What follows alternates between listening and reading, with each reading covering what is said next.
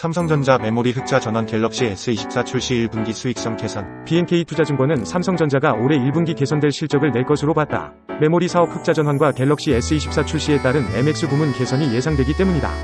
다만 기대치에는 소폭 미달할 것으로 봤다. 투자 의견 매수, 목표 주가 86,000원을 유지했다. 삼성전자의 올해 1분기 예상 매출액은 전년 동기 대비 10% 늘어난 69조 9천억 원, 영업이익은 637% 늘어난 4조 7,200억 원이다.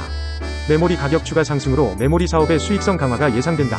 신제품 갤럭시 S24위 출시도 기대 요인이다. 다만 높아진 유통 재고에 대한 해결이 필요하다. 이민희 BNK투자증권 연구원은 유통 채널 재고는 다시 지난해 상반기 수준으로 높아졌다며 고객사들 재고 조정 진행으로 상반기 DS, SDC 실적은 시장 기대치에 미달할 것이라고 했다. 이어 AI 고성장에 따른 HBM 및 고용량 DRAM 수요 증가가 지속되며 가격 프리미엄이 유지되기 때문에 메모리 가격 흐름은 비교적 견조한 상태에서 모멘텀만 둔화할 전망이라고 설명했다. 이 연구원은 최악의 국면은 벗어났지만 이후 자영 회복의 길을 가는 만큼 주가도 저점을 높여갈 것으로 예상한다며 긴 호흡의 관점에서 접근을 요한다고 말했다. 미국 중앙은행이 기준금리를 5.25%로 재차 동결한 가운데 금리 인하 기조로의 선회를 시사했지만 그 시점이 임박했다고 신호를 주지는 않았다.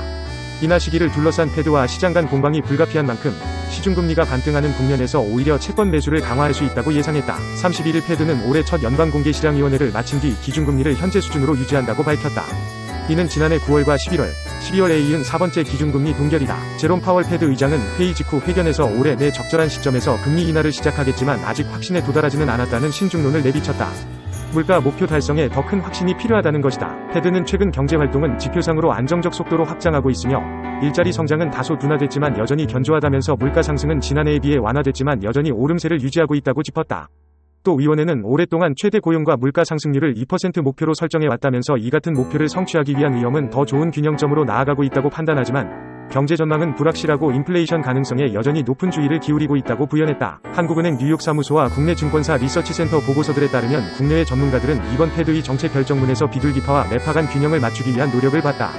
방향성은 맞지만 속도 조절이 필요한 만큼 당장 3월 금리 인하는 어려울 것으로 보인다는 분석이다. 시티은행은 그 어떤 추가 긴축이란 표현을 삭제하고 위험들이 균형을 이루고 있다고 평가한 점은 비둘기적이지만 인플레 2% 근접 확신이 더 강해질 때까지 금리 인하를 예상하지 않는다는 표현은 매파적이라면서 파월 의장은 고용과 경제활동의 하방 충격, 은행 불안 심화 등이 발생하지 않는다면 3월 금리 인하는 어려울 것임을 시사했지만 인플레 둔화를 확신하는 것처럼 보였다고 평가했다. 이어 이번 기자회견은 매우 혼란스러웠다며 6월 금리 인하를 시작할 것으로 예상한다고 밝혔다. 웰스파고 은행은 3월 정책회의까지 패드가 금리 인하를 할 수 있는 여건이 달성되기는 어려울 것으로 보인다며 5월 25브 P이나 올해 말까지 100브 P 추가 인하 전망을 유지한다고 전했다. 한편 채권 매수 대응이 유효한 시기라는 시각도 제기된다.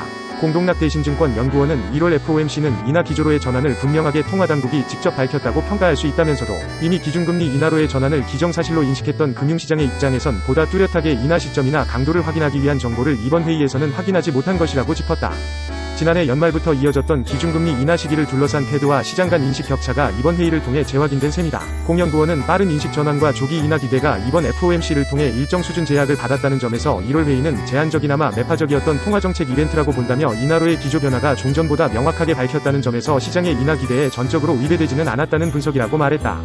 그러면서 오히려 조정 시 채권 매수 대응이 가능한 시기라고 밝혔다. 하이투자증권은 1일 삼성전자에 대해 반도체 업체들의 증산으로 올 하반기 업황의 단기 둔화가 예상돼 당분간 보수적인 접근이 필요하다며 투자 의견 매수, 목표 주가 87,000원을 유지했다. 하이투자증권은 1분기 삼성전자의 영업이익을 4조 7천억 원으로 예상했다. DRAM, 낸드 부문은 지난해 4분기 역기저 효과에 따라 올 1분기 출하량이 전분기 대비 감소할 것이나 평균 판매 단가가 10% 초반에서 20%가량 상승하면서 메모리 반도체 부문이 6,600억 원가량의 흑자를 낼 것이라고 내다봤다. 다만 시스템 LSI 부문에서는 의미 있는 실적 개선이 나타나지 않으면서 전체 반도체 부문은 1,300억 원의 적자를 낼 것으로 봤다. 하이투자증권은 올 하반기 단기적인 메모리 반도체 업황 둔화가 발생할 것이라고 밝혔다. 반도체 업체들의 생산 증가율은 올 하반기에 빠르게 상승할 가능성이 높기 때문이다. 또 역사적으로 메모리 반도체 시장 규모를 6개월가량 선행하고 삼성전자 주가와 동행해온 경기선행 지표들 중 글로벌 유동성 증감률은 이미 하락이 시작됐고 OECD 경기선행 지수 역시 조만간 하락 전환할 가능성이 높은 점도 주목했다. 한국 반도체 주가는 역사적으로 중국의 IT 수요 증감률과 매우 유사한 모습을 보여왔다. 중국 IT 수요 증감률은 중국 경기선행지수 증감률과 동행관계에 있다. 20개월 연속 상승했던 중국 경기선행지수 증감률도 12월에 하락 전환했다. 송명섭 하이투자증권 연구원은 경기선행 지표들의 하락 전환과 하반기 메모리 반도체 업황 둔화 전망에 근거해 당분간 보수적인 접근을 권고한다면서 내년에는 매우 강력한 업황 개선이 발생할 가능성이 높다고 말했다. 이어 메모리 반도체 시설 투자는 낮은 수준이 유지되고 감산 원복 효과는 내년 초에 마무리될 것이므로 내년의 생산 증가율은 매우 낮을 전망이라며 내년의 업황 개선을 반영할 올 하반기 이후의 주가 상승은 매우 가파를 가능성이 높다고 덧붙였다. 키움증권이 1일 삼양식품의 지난해 4분기 실적이 시장 기대치를 하회할 것이라고 봤다. 그러나 일회성 비용 요인을 제외하면 대체로 무난한 실적이라며 긍정적인 전망을 유지했다. 박상준 키움증권 연구원은 지난해 4분기 삼양식품의 연결 기준 매출액은 전 분기 대비 2.5% 감소했다라며 중국은 온라인 채널 사업 정비에 따른 출고가 지연됐고 미국은 3분기 코스트코 매출 엽기저 영향이라고 밝혔다. 영업이익은 시장 기대치를 하회했다고 짚었다. 이어 미국 물류창고 신규 임대, 광고 선전비, 대손 충당금, 인센티브 증가 등으로 인해 전 분기 대비 비용이 6,070억 증가했다라며 임차료는 기존 미국 창고 계약이 만료되면 과거 수준으로 정상화될 것이라고 했다. 박 연구원은 실적에 대해 크게 우려할 필요는 없다고 봤다. 그러면서 중국 온라인 채널 사업 정비는 아직 진행 중이라며 단기적으로 중국 수출이 약하게 나타날 수 있으나 정비 완료 이후 리스토킹 효과를 기대할 수 있을 것이라고 했다. 또 올해 1분기 매출은 직전 분기 정도의 수준이 예상되지만 2분기부터 코스트코 지역 커버리지가 확대될 계획이라며 일회성 비용 영향을 제외하면 대체로 무난한 실적으로 판단돼 성장성에 대한 긍정적인 전망을 유지한다고 말했다. 삼성증권은 녹십자의 혈액 제재 알리글로 미국 진출에 따른 성과에 주목해야 한다고 이를 분석했다.